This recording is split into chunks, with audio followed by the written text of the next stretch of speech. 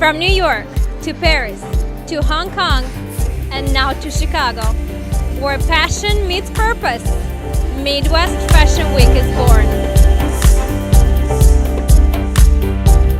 You know, one of the most amazing things about Midwest Fashion Week, it's beyond opportunity for the designers. The designers start up and established designers also showcase their lines in fashion, but it also brings together a lot of opportunities for small business owners, for entrepreneurs, for startups in Chicago to come together and to create amazing things. We've featured people on our blog, different Q&As, so we can get to know a part of everybody in the show and who partners with us on a stronger and better level. I think recently the fashion is getting to be more and more simplified, so I try to bring back the interesting detail and also the fabric manipulation, craftsmanship of our garments. In general, my collection is mostly classic, sophisticated pieces that can be worn like years after you purchase it. I mean, I think this offers a great opportunity for to give back to the community, as well as having a great people get together and have a good time and celebrating fashion. In the Midwest, it's a different culture, so we wanting to do something that can represent the Midwest culture, not necessarily adapting what you see in New York, what you see in Milan, what you see in Paris. I've done shows in those places. They each have their own, not that I'm bashing on them, it's their own culture. So being in the Midwest brings me a different sense of what you call the fashion industry. And that's what we do basically, connecting the dots.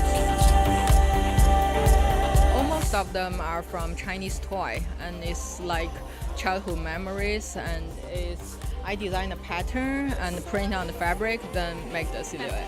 Actually, the collection name, Do You Wanna Play With Me? It's kind of like, play by myself. Yeah, so it's like find some interesting in your life and play it with it. One of the things we do in the hospital when we're doing these parties is we help the kids make superhero capes and masks. So they kind of get to dress up in a sense and put on their suit of armor. And in many cases, I feel like fashion can also be that suit of armor.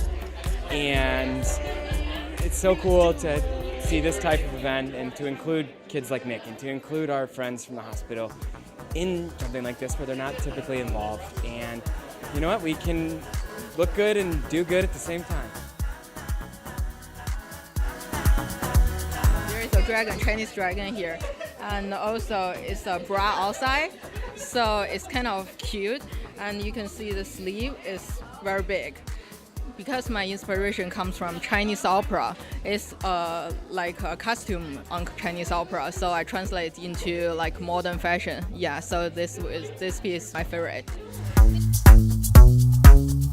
Holiday Heroes the organization is great, They help kids who are in the hospital and pretty much down, help them, get happier with throwing parties and stuff.